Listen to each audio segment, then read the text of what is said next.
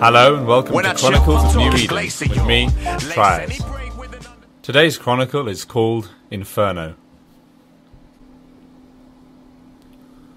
Aki Louis Sawir arrived at his laboratory late this morning, like most mornings. Even though he had slept through the night, he felt tired.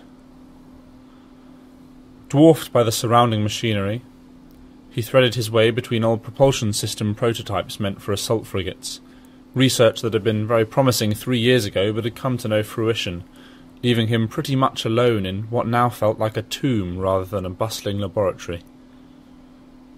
His work had seen no credible result, and he now faced an ever-growing black hole of debt he saw no chance of ever paying back.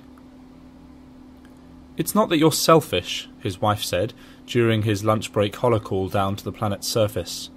Kia hated life in orbit and hardly ever came up to the research station. Aki would take the dropship down at the end of every month to spend time with her and their only son, Tryaz.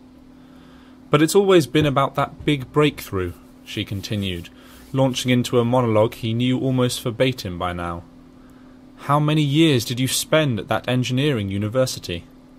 Sometimes I think you tried to take every possible class and degree there is, no matter how long it took," she added in a light tone. Aki's mind started to drift. He found himself thinking of hyperbolic differential equations, how he'd never fully been able to apply them to spatial microdistortion. It was a problem that could revolutionize propulsion if solved. Despite the continued lack of progress, he felt so close to the answer, as close as he had felt 2 years ago. But still, he'd been just as close 2 years ago. She was right. He'd gone to a great number of different courses on different topics, believing it would give him a bird's-eye perspective that more specialized scientists lacked. Still, as time went by, that view had become increasingly cloudy. "I just have to focus better," he told himself. "You're not speaking," she said, breaking his train of thought. "Sorry, my mind was elsewhere." She was silent for a moment. "Why don't you come down planetside and we'll talk? Take a break. Come home." Aki glanced around the unmanned research lab. "My work has to go on," he muttered. "Come down. I'll see you tomorrow." She disconnected. He knew what this was about. She was going to persuade him to give up, to abandon his research, to take an associate professor position at the local military college and teach math to people who had no respect for it and no sense of its beauty. Grunts that simply needed the certification so they could be issued a weapon and shipped off to some remote hellhole world to die.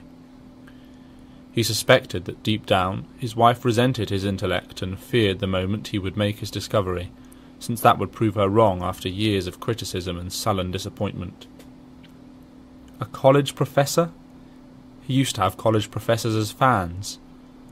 When he'd still been a student, his early research had been some of the most promising new applied astromechanical science in the Federation. When he'd finally graduated, a bidding war had been waged between the largest engineering and aerospatial corporations, fighting to snatch that super talent and place their research and development divisions securely at the forefront of discovery. When he'd been hired by Duval Laboratories, he'd felt as if his life was copied straight out of a holoreel, mixing with the most brilliant minds of his time, granted access to the kind of highly classified research and technology he'd only theorized about while at school. But somehow, after all those years spent preparing for the breakthrough moment, all the hopes, the late nights, it never came. Like being suddenly mute in a dream and trying to communicate with people. It became harder and harder for him to come up with anything worthwhile. The corporation was patient with him at first, providing tutors and all manner of assistance. Human resources even offered illegal neurological boosters. Nothing. After they cancelled his contract, news got out about his inability to innovate, so he had no other choice but to go it alone. He'd taken out a massive loan and funded his research himself. That had been 3 years ago. He sighed. Something inside him began to give. He'd never allowed himself to think it before, but it had been getting harder and harder to resist, and at this moment the dam finally broke. She's right. This is going nowhere. Perhaps I'm not the greatest mind in the Federation. Perhaps I have to accept the fact that future textbooks will not have a chapter on my discoveries, where students will have to learn about my great dark era before I struck gold. Perhaps that's never going to happen. Secretly, he had believed all these things. He had been waiting for that invitation from the President to celebrate his discovery, his honorary titles, his endless pile of money, his well-earned prize. Perhaps it would never come. The dropship shook violently as they crossed into the atmosphere. In addition to being cramped, economy class lacked the gyro-smoothing equipment of the more expensive classes. They make you feel every nasty twist and rumble just to incentivize you to pay for upper class, he thought. Like space travel isn't uncomfortable enough. Kia was at the spaceport to greet him. She brought Tryaz as well, which was unusual since he should have been at school. Though he was almost 10 years old, Tryaz looked older. Kia seemed strangely happy, considering Aki hadn't even told her he was giving up and shutting down the lab. She chatted the whole way home, about nothing it seemed to him. Something is not right, he thought. Their apartment at sub-level 34 felt damp and dirty. The air below ground was thick and had an industrial smell to it. Aki had promised Kia that when his research paid off they'd have a nice place above ground, one with actual windows instead of the oversaturated hollow frames that now adorned their small apartment. Years later, they still lived in what she referred to as the hole.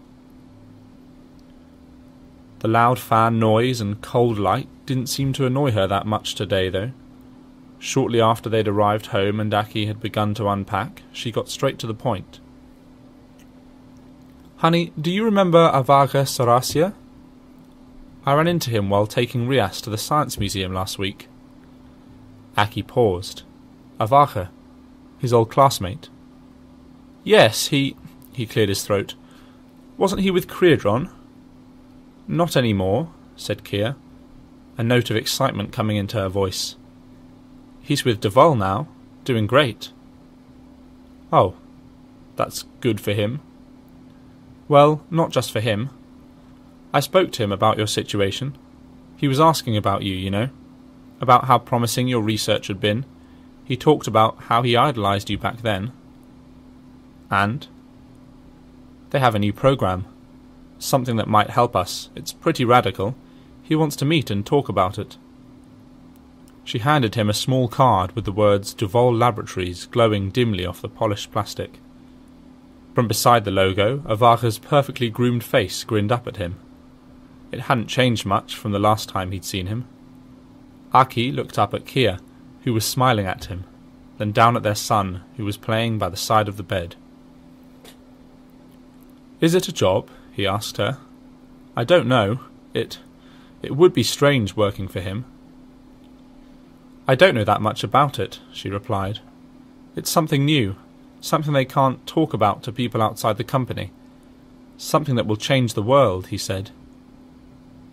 Change the world. How often Aki had heard that phrase. Sure, let's change the world, he thought. "I'll go see him tomorrow," he said. "But for now I'd just really like to spend the rest of the day with you two. Maybe go to the museum." Aki felt he should use the time to vitalize his son's mind, to light his way down the path of math and science just like he himself had been inspired at that tender age. "We were just at the museum last week, you know," she said. "That's where we met Avaga." "Oh, right. Well, perhaps I'll just do some work then." Retreating into his small office, Aki began hammering at his terminal. He brought up the schematics for the propulsion prototype, more out of habit than curiosity. He'd gone over them hundreds, if not thousands of times in the past months, simply spinning the articulated rendering of the model, reviewing the controller code, not really changing anything, not learning anything new, but it made him feel busy, and, more importantly, made him look busy. Kia shut the door, blocking the sound from outside, leaving Aki alone in the monotonous hum of the industrial air conditioning unit servicing his little room on sub-level 34 in the city of Rumas on the planet Fricor 5. Avarha Zorasia welcomed Aki into his office. His face was still perfectly groomed, his skin seemed artificially void of any discontinuities, and his hand felt soft as Aki grabbed it. "Sorry to keep you waiting. Things have been going at tachyon speed for the past few weeks." He grinned, the same radiating smirk that had been so prominently displayed on his card. "With all of this magnificent stuff coming out of W space, we're having problems keeping up." As he regarded Aki, a beneficent warmth came into his eyes. Aki suppressed a shudder. "Wormhole space?" Aki asked. He knew that capsuleers had been going in there for a while now, scavenging old parts from the derelict space stations of ancient races, but to the best of his knowledge nothing new had emerged from those areas for a while. "You have to excuse me. I haven't been in the loop. My contract with Duval expired some time ago, and I don't have clearance." "You haven't heard?" Avarha seemed very excited, more than his usual self. Suddenly he paused. "You did sign the non-disclosure contract, didn't you?" he asked. "Yes, on my way in," replied Aki. "A number of contracts, actually. I've probably signed away access rights to my body and worldly belongings. A lot of fine print." "Okay, we're good then," continued Avarha. "You see, they found something inside these old Talokan wrecks. We thought we'd seen it all, but up until now they'd only send droids in there. These are pretty nasty places. They're still powered, and parts of them have so much radiation and static that the droids simply get toasted.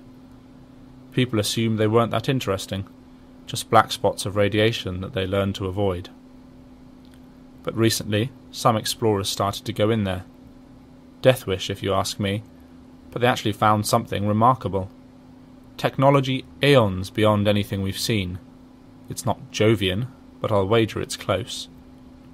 It seems as if this race was able to fold space and construct some type of quantum computer within the folds.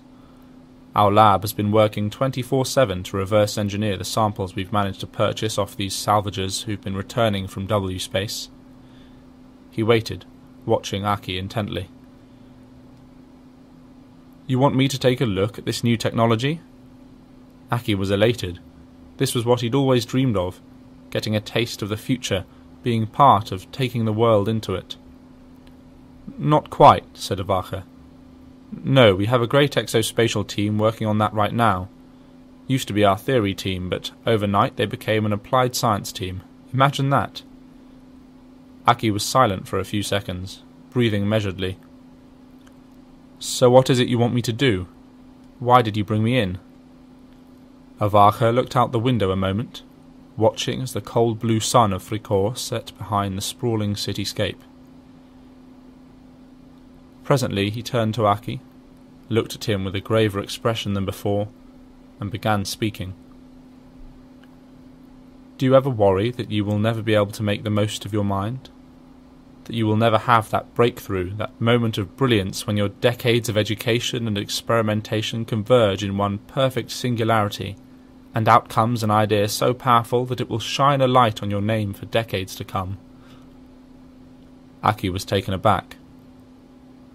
"Well," he said, then hesitated. "I'm still early in my research." "Actually, no," said Avarha. "You are quite late.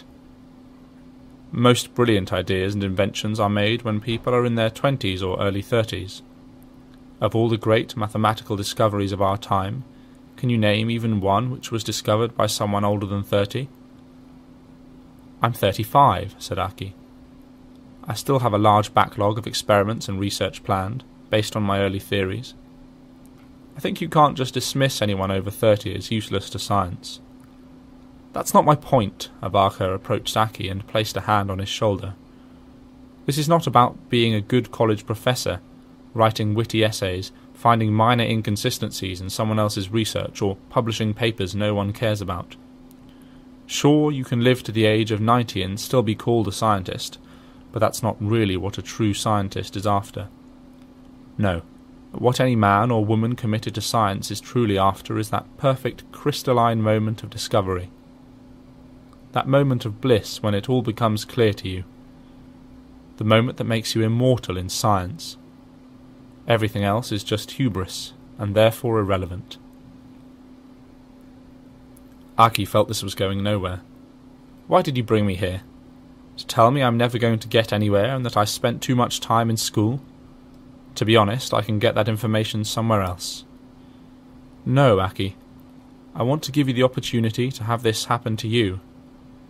Not in some distant and nebulous future, but here and now. We have something, Aki. It's something that came out of those excursions, and it's something that can make this happen in less than an hour. Nonsense! All knowledge accrued over a lifetime, boiled together, connected and yielding results in an hour? That's impossible. Not quite. Now, you have to understand, Aki, this is not something we have piled up in cargo containers in some hangar. We've only come across a few nanograms of the IN06 substance, and those were pretty expensive, even for Duval. It's a drug? Why don't you synthesize it? We don't understand it fully. We believe we're only seeing the tip of the iceberg here.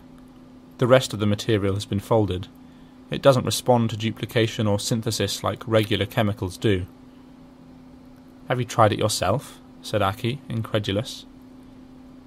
I'm afraid I don't quite have what it takes, Avacha replied. I scored 131 over 131 on the Federation cognitive scale when I was at the university, and everyone knows you scored 200 over 0.5, the highest score in 2 decades across all of the Federation's educational facilities, wasn't it? Aki nodded distractedly. You have studied extensively across different fields, continued Avacha. Engineering, math, chemistry. It's actually quite remarkable you haven't made any significant discoveries yet, but that's not the issue.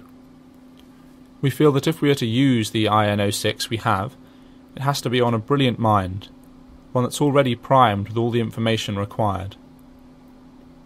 Aki pursed his lips in silent thought for a second. There has to be a catch, he said. He leaned back in his chair, lay one ankle over the opposite knee and crossed his arms. Let's say I take this drug of yours. Do I just get some great ideas, type them into a terminal and go home? There's something you're not telling me here. Well, I'm going to be honest with you, said the other man. Yes, there is a catch. Since the compound is folded, its inner workings are not known to us. What we do know is that despite the very small dose, the substance manages to distribute itself evenly throughout the brain in less than 2 minutes. It then goes into hyperconnection mode, creating connections between synapses across the brain, like superhighways or shortcuts across the fabric. It does this for an hour to a progressively greater degree, not quite exponentially, but not far from it. The subjects we've worked with before were fully coherent during this period, and were able to elaborate their ideas clearly so that they were readily understood by the team that went on to prove them. However, after only 60 minutes of exposure, the connections start to saturate the mind. It's around that time that they become incoherent. The mind continues to function in some limited way, we can see that from the brain scans, but as of yet we haven't been able to communicate with them beyond that point. They seem to go into some sort of psychosis, which may be a result of the overconnection and overheating. After we cool the brain and provide the proper medication, they relax and seem quite comfortable. You've turned them catatonic. That's great. Where do I sign? Said Aki, staring at his old classmate with undisguised contempt. Why would I ever want to become a drooling vegetable in some Duval Labs basement? I think you're forgetting one big factor, said Avacha, lifting a finger briefly as he did so. Those 3 people we've done this with already, each and every one has come up with something amazing. Remember Kani Motoro? He solved the Kiesler integral problem in less than 20 minutes. It's already being put to use in sub-frequency EM shielding for capsuleer-controlled chips. And Kani is not you, Aki. Just think about what you could discover. All these things people have been trying to crack for decades. Aki stood up and walked towards the door. No thanks. I'm sure this IN06 works wonders for you guys, but I'm not at a point where I want to give up the rest of my life just to make a scientific discovery. I have a life, a wife and a son. Inferno, Avaka replied. What? It's called Inferno by the lab team, the IN06. And yes, you do have a wife and a son. Is she happy? Is she proud of you? And the kid? Does he have a future? He's not going to have your education. You'll be lucky to have him signed up to the military college. But if you go along with this, Kia won't have a financial worry for the rest of her life. The suits are offering a fortune for your participation, regardless of the results. You'd pay off your debts with a fraction of the sum. Think about it, Aki. This is your chance. You were given this unique mind, this education, this rare opportunity. Are you going to waste it on the rest of your life? You could ensure your legacy here, provide a future for your wife and kid. Isn't that what you really want? Aki didn't answer. He walked out and slammed the door behind him, raising an alarmed look from Avaka's unnaturally attractive secretary. So you see, he wants me to take their drug, have my moment of bliss, and in return you get freighter loads of money while I drool away the rest of my days in a Devol-sponsored luxury clinic. I can't believe he had the nerve to even suggest it. Did he tell you about this when he said he wanted to meet me? Of course not, Kia answered. It's ludicrous to even offer something like this. Is a single discovery worth your entire life? A trashy holoreel was playing on the living room display, but neither of them was really watching. Besides, it was hard to even see what was going on in the actual story with all of the overlaid advertising. Exactly, Aki snapped. He meant to go on, but before he could, Kia stood up and went into Rias's room to help him with his homework. Aki sat silently in the kitchen for a while, then retired to his office, fired up the terminal and looked at the schematics yet again. He started to spin the model as usual, but found it hard to focus, his mind always going back to the audacity of that overgroomed, pompous former friend of his. I don't need your fancy drugs. I just need a little more time, he thought. The articulated hologram of the prototype unfolded like the petals of a flower as he ran a quick thermal flow simulation. He'd run this simulation countless times before, though, and the results were the same as they'd always been. Aki sat there for a while, going through first the code, then the schematics, then the simulations, as if performing some kind of ritual. Kia opened the door. I'm working, he said. Just give me a minute. The work will be there later, she said, pulling him away from the terminal. It wasn't until she kissed him that he noticed she was barely wearing anything.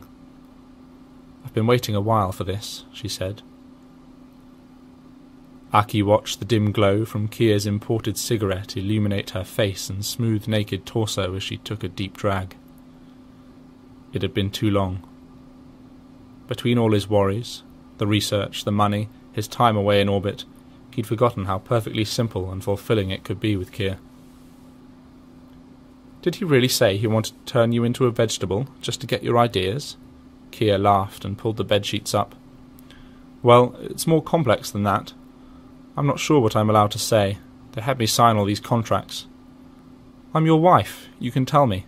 It's not like I'm going to run off to the press or sell industrial secrets. Tell me, what did he say? Well, there's a compound called Inferno.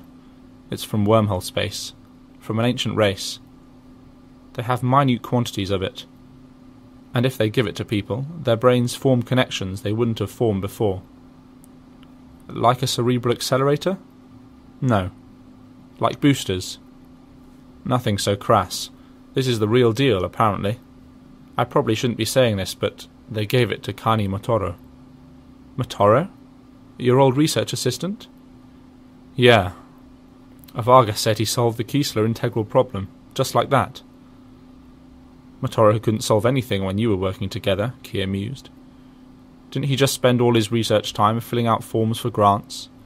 He always struck me as someone who just worked hard rather than someone with a brilliant mind. Yeah, he scored 150 over 10 on the scale, I think. Something like that. And you scored over 200, Aki. Yeah, I did. Well, I hope you got a freighter load of money for it, she said, laughing as she took one last puff of the cigarette. Actually, he did. So would I. Even just a part of it would pay off all our debts. All our... Kia coughed, triggering a deeper cough which sent smoke puffing through her nose. You're kidding me. They pay that much for what's in your head? She became very serious. It would mean Tryaz would never have to worry about anything in his life. Yes, but I'd be a vegetable. Yes, absolutely. Kia sat still for a moment. Motoro solved the Kiesler integral? She finally asked. He did. That kid solved a problem that's been used as the definition of an unsolvable problem for decades. I mean, I tried factoring that for 2 whole semesters and never got anywhere.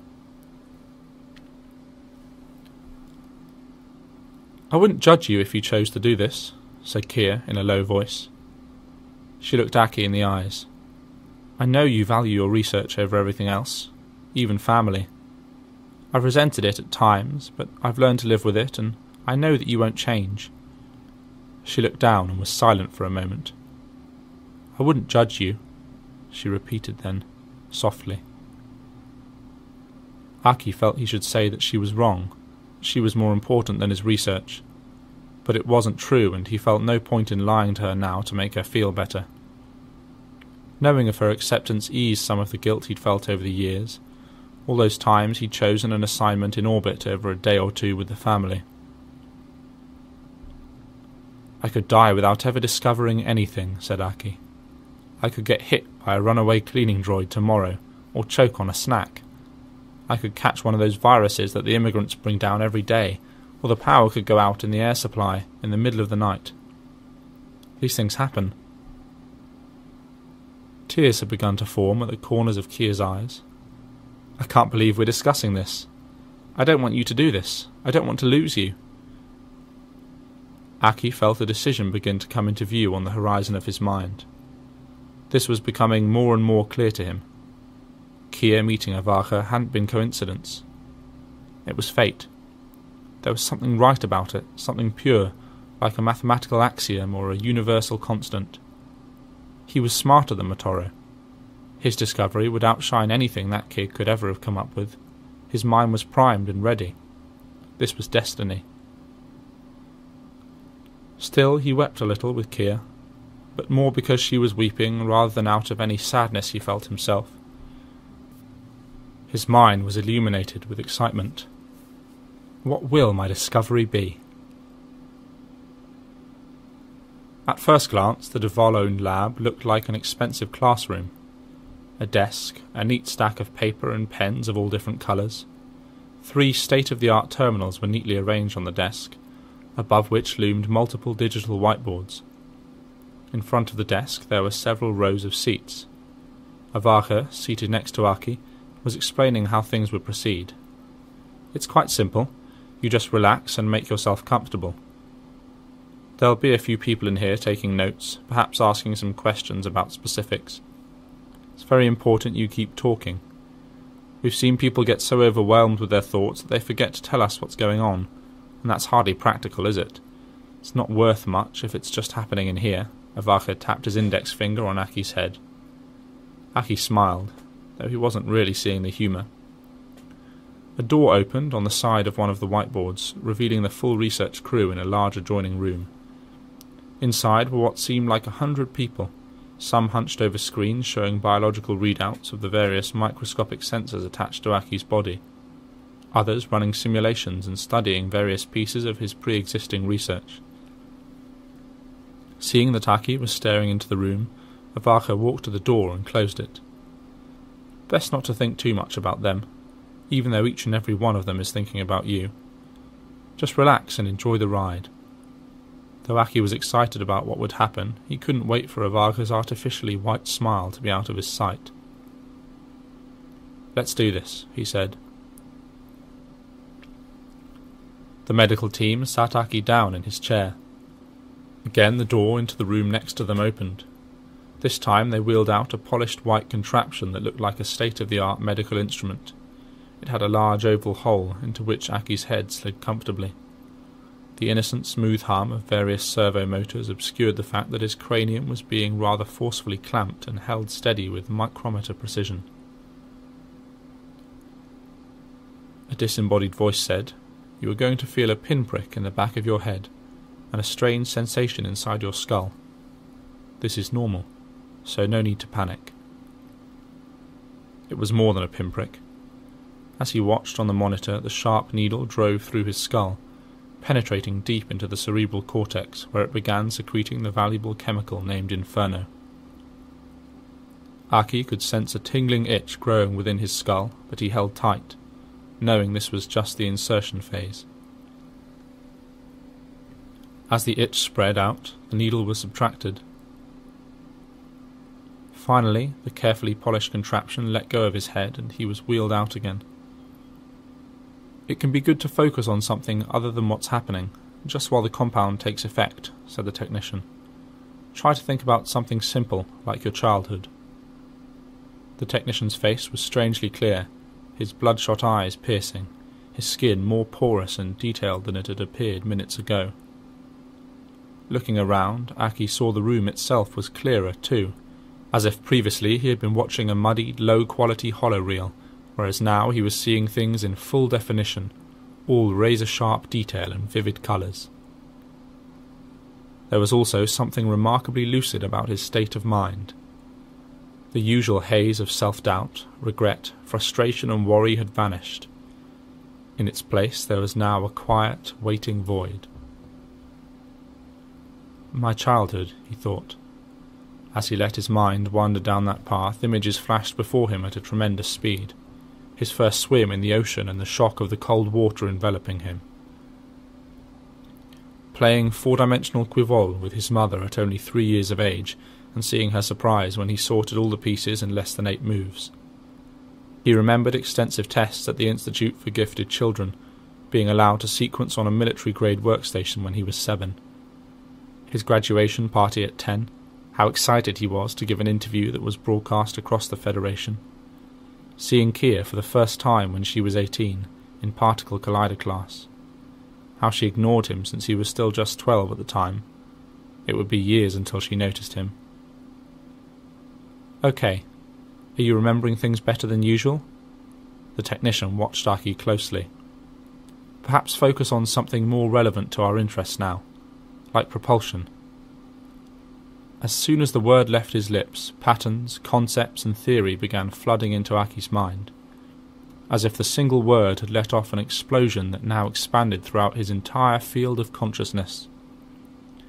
He vividly remembered every formula and equation of standard applied thermodynamics and spatial theory, even the loosely formed ideas about supercritical energy diffusion he'd started playing around with during the undergraduate years. Shapes started to emerge in his mind, articulate, complex, detailed patterns which wove threads between seemingly unrelated facts, fitting everything together in one infinite tapestry of truth. It wasn't very visual, the understanding was deeper than that, but he felt as if a perfect crystal was forming in his mind. He felt he understood the fabric of the universe and how it behaved. It was so clear now. "You're going to have to talk to us, sir. Are you thinking about propulsion?" "Oh yes, I am. It's so clear why it was going nowhere. I wasn't accounting for the ultra-weak forces. You see, in most instances they are completely irrelevant. You only factor them in when simulating the collision of galaxies, the expansion of the universe, or the distribution of dark matter. They're so insignificant that they don't count." He was aware that he was babbling, but he didn't care. The technician stared at him. "It's like if you had a map of a house. You'd pretend it sits on a 2-dimensional plane rather than on a curved surface, you know, the surface of a planet. But if the house covers half the planet, the rules change. You have to use different math. You can't use simple approximations anymore." Aki had been writing on the whiteboard while talking, and it wasn't until he paused and took a step back that he realized the equations he'd been writing down were not old or known. He felt as if he'd been explaining something that everyone knew, something well studied and explored. Yet, on the whiteboard, softly glowing, stood something no one had articulated before. He looked around, saw how everyone in the room was studying his notes intently, silently, inserting new equations into their terminals, running simulations and analysis protocols. This felt good. Finally, Aki Luisawir was doing what he had been born to do. It felt right. He kept talking. 40 minutes later, the air in the room felt uncomfortably thick and warm. Aki had been interrupted a few times, asked to pace himself. His mind was going so fast that it was tempting to skip out on topics he felt were trivial, but that were in fact the pillars of the axioms needed to understand what he was going on about. He felt a mild frustration with the lack of intellect in the room, how they just couldn't seem to catch up. His head was starting to feel hot, almost feverish, but he ignored the inconsequential discomfort of his physical form. Roughly 20 minutes to totality. Inferno is going to toast him soon. The intern watching the bio readout spoke as if Aki wasn't listening, and he was right. Aki was busy explaining to the team. And by simply turning the oscillations of the subatomic particles so that they are in phase, and applying the force evenly at the precise moment of resonance singularity, you could in fact jump a fairly large body, like a cruiser-class starship, around 100 kilometers without significant energy cost. A kind of micro-jump drive. It might be expensive to build, but all the technology needed exists today. Aki was rubbing his head frantically. Sweat was running down his face and stinging his eyes, and his shirt was quite drenched. He was finding it difficult to slow down, to form sentences and words to explain his thoughts. It took too much time. By the time he was halfway through a sentence, usually the train of thought had turned towards something new. His voice, his mouth, and other people's slow minds were all major bottlenecks. He sat down at one of the terminals and tried hammering away rather than explaining everything verbally. He quickly outlined the control code for the micro-jump drive, in case the people around him didn't get what he'd been talking about. Still, his hands could only move so fast, and the terminal felt unresponsive. "Hey, take it easy, friend. Just relax and work at our pace," Avarka said, smiling. Suddenly, Aki's focus wasn't on math, engineering, spatial distortion, or any of these topics. Unbidden thoughts of Avarka filled his mind. He remembered meeting Avarka in the kindergarten lab. They'd hung out together, made fun of the teachers. Aki remembered how they'd hacked into and reprogrammed military-grade MTACs at the base to run around and do gymnastics with their 100-ton hulls, their mechanized arms and legs. He remembered how Avarka had introduced Kia to him. He'd wanted to talk to her for so long, but never had the drive to simply do it. Avarka had always been better like that, more confident. Aki couldn't understand why. While Avarka was less smart, and certainly won fewer awards, he always thought he could do everything, and face the world with that annoying smile. Aki found his mind performing a deep psychoanalysis of his old friend, something he had no interest in or time for right now. Suddenly, something clicked into place. A news blurb seen on a holoscreen 2 months ago. Aki had been in orbit, supposed to be doing work, but instead finding himself scanning pointless news items about what was happening planetside. 5 people arrested on suspicion of transporting illegal boosters. Memorial service on the Hueremont incident at the military academy. Science Museum finally closed after years of dwindling attendance. Science Museum closed. She said she met him at the Science Museum with her son. More facts started to emerge, like little pinpricks. The holoframes in their apartment. Quite expensive devices for her to buy. When had she installed them? One day they had just been there. They had Duval Laboratories markings. He'd never even thought about that before. As he began digging into it, it began to dawn on him. An image of Avarka, 10 years old, flashed before his eyes. He hadn't thought of this in decades. And his son, Tryaz, his dark, scruffy hair, his round face, his round, familiar face.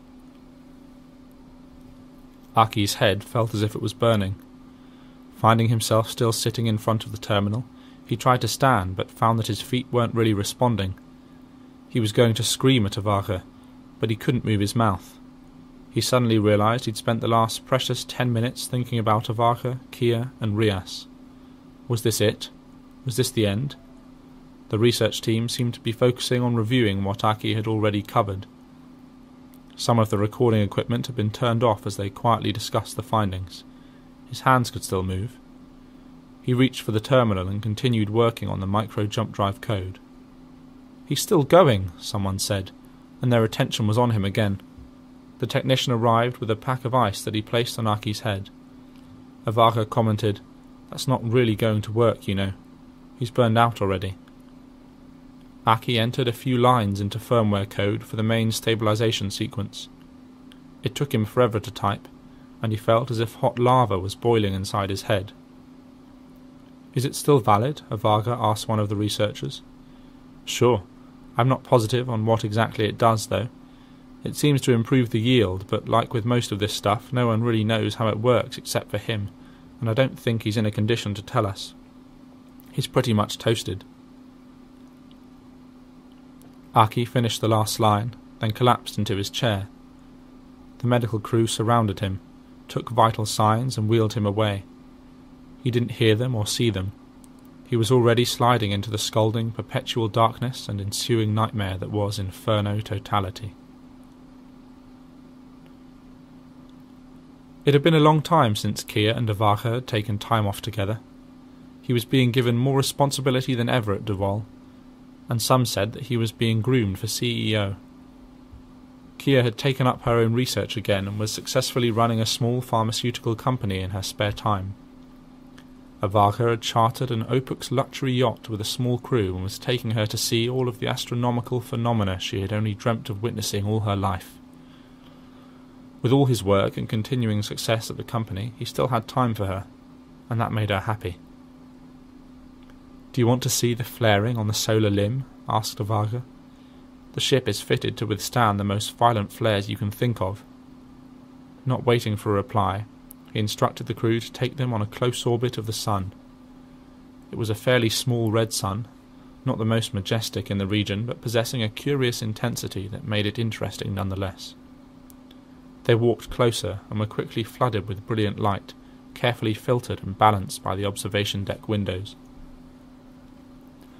"Sir, you might be happy to hear that we actually have one of your inventions fitted onto this very ship. We recently acquired a Zarasia micro-jump drive. Perhaps you and the madam would like a demonstration." The captain was quite thrilled to have the actual creator of this new device as his passenger. "Where would we jump to?" asked Avaga. "There's nothing here but us and the sun." 100 kilometres forward," replied the captain with a smile in his eyes. "Just for fun, really." "Sure, let's give it a try," Avaga shouted jauntily as he put his arm around Kia. The captain initiated the drive. Deep within its circuitry, the main loop started to spool up. As it calculated the correct coordinates, a small clause in its code ran an undocumented check, reviewing the passenger charter. As it detected the name Avaga Zarasia, a subroutine within it was initiated. It calculated the ship's position, projected jump coordinates, locations of nearby planets, and the absolute position of the nearest sun. From the outside, everything seemed to function perfectly. Avaga was somewhat excited, since he'd never been inside a ship doing a micro-jump before. The engine continued to spool up, and a mild vibration could be felt from the floor. Suddenly the ship jumped. It didn't go 100 kilometres, though. It went further than that. In an instant, a few hundred kilometres deep below the glowing surface of the sun, a small cruise ship materialized. It took microseconds for the violent forces fueling the sun to consume and entirely dissolve the ship, its crew, and its 2 passengers. The disturbance caused a small solar flare to shoot up from the photosphere of the sun, the plasma arcing brilliantly for a few moments before collapsing again and merging with the twirling plasma on the solar surface.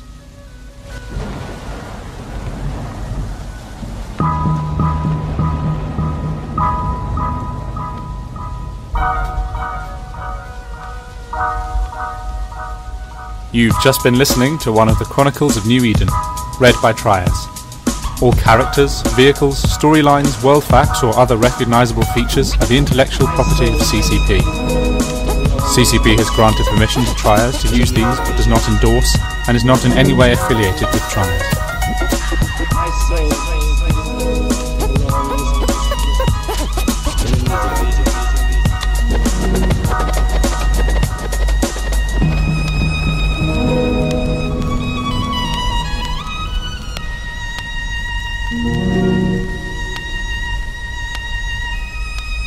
you.